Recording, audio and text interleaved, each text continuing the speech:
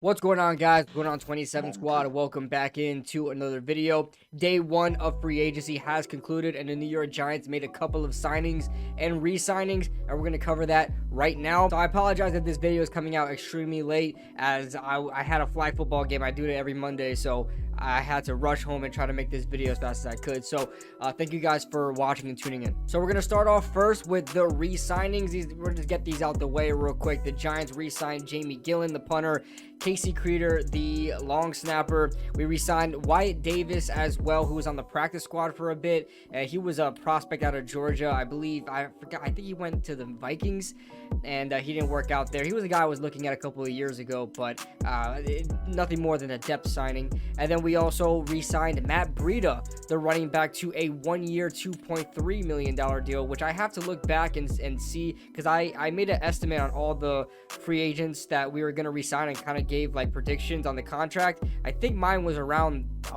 that contract, but that's neither here nor there. Those are the re-signings. And before we get to the two signings, we have to sadly announce that Nick Gates, we've had some problems with Nick Gates. We've had some beef with Nick Gates on this channel. Okay, that's no secret. But he won that debate, and he proved me wrong. And I got so much respect for him. He became one of my favorite Giants almost on the team to look at. And he has signed with the Washington Commanders, so he stays in the NFC East. This is going to be an interesting sort of rivalry every time we play the Washington Commanders, because we know Nick Gates is a rah-rah guy. He sticks up for his team, and it just feels so weird having him on the other side of the football. It just feels weird in him in different colors as well, but we'll see more of Nick Gates in the season. He signs a 3-year, $16.5 million, and $8 million guaranteed, and I believe it could be worth up to $18 million total, so it'll be $6 million per year. That's good for Nick Gates with his young short career. I know he wasn't able to play much because he missed the whole season with the injury, and he had to fight his way to the top as an undrafted free agent coming out of, I believe, Nebraska. So, shouts out to Nick Gates. He fought hard to be in the NFL, and way to get the bag, bro. All right, let's get to the two top signings. We've got our first one. Matter of fact, we'll talk about the lesser one first, then we'll get into the bigger one, as the New York Giants sign defensive tackle or defensive interior Rakeem Nunez-Roches. And he's a depth signing. They signed him for 3 years, $12 million, $7.5 million guaranteed.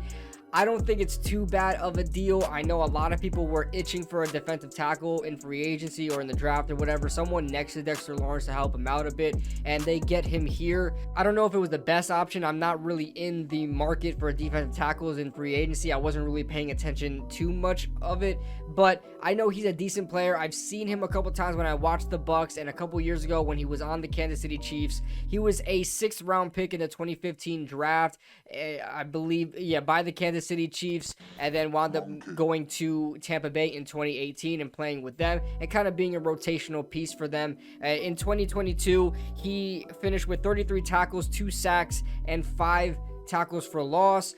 And if you look, I haven't watched his film yet, but I've just been seeing some clips here and there on Twitter, and which I will be looking at film and possibly going into film reviews if you guys want to subscribe on our channel for that, and make sure you guys hit that notification bell to get those alerts. He seems like a decent tackle. He's not going to rush the passer. He's not going to be like another Dexter Lawrence, and he's not really a nose tackle. He's more like a 3-tech. He's a 3-tech guy, 6'2", 307. He's not like 340 like nose tackles are, but he's a little bit lighter, on his feet, and he could get to the passer, and he could stuff the run pretty well. So I'm anxious to see what he'll do on that front line. All right, so the biggest signing that we got here, and one that has me extremely excited, and I'm very happy that we attacked this position finally. I know we had this position, dealt with Blake Martinez, but Blake Martinez had one good year, and that was it. But Bobby Okereke, or Bobby Okereke, I don't know how to say it. I said both.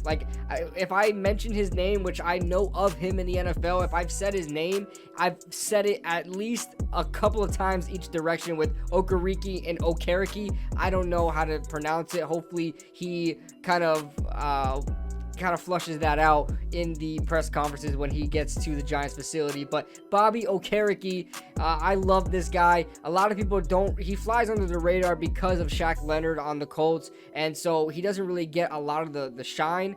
But he's a decent player, man. He's a 3rd round pick.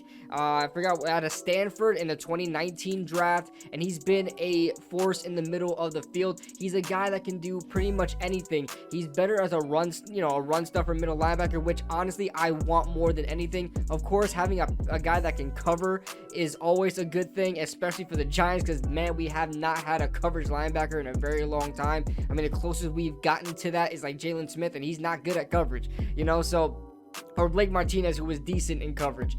But Bobby Okereke seems to be a little bit better in coverage, or seems to be at least a guy that can cover running backs out the backfield and get them on those flare outs and things like that. He has great pursuit. He's decent in zone coverage, and he really gets after the football, man. So in 2022, he finished with 151 tackles, 6 tackles for loss, and 5 pass defense, and 2 forced fumbles. And it's also worth to mention that in his entire career in the NFL, he has 3 interceptions, so that's worth mentioning as well. And I'm very excited to see what he's going to do. He signed a 4-year, $40 million deal with $22 million guaranteed. And listen, with the market and how things are going right now, I got to see where he ranks on the salaries for linebackers. But I know a couple of linebackers got signed for cheaper in this in free agency, which we'll see what happens with that. But 4 years, $40 million, $10 million per year. I'm okay with that. I'm okay with that because we haven't had a decent linebacker or a good or even very good linebacker. We haven't had that in such a long time, over 10 years. So I'm anxious to see what he's going to do here. Hopefully it works out for Big Blue. I'm going to have film reviews. I'm going to be doing film tonight on both of these guys, and we'll get to, hopefully we'll get more as these free agents roll in. We'll do some film as well. So that being said, let me know your thoughts in the comment section below, guys. What do you guys think of these signings? What do you think of the re-signings? And what do you guys think of Nick Gates being now of opposition to the Washington Commanders, the little brothers? What do you guys think about that? Leave it in the comment section below. I'm Kid Blue, and I'll see you guys in the next video.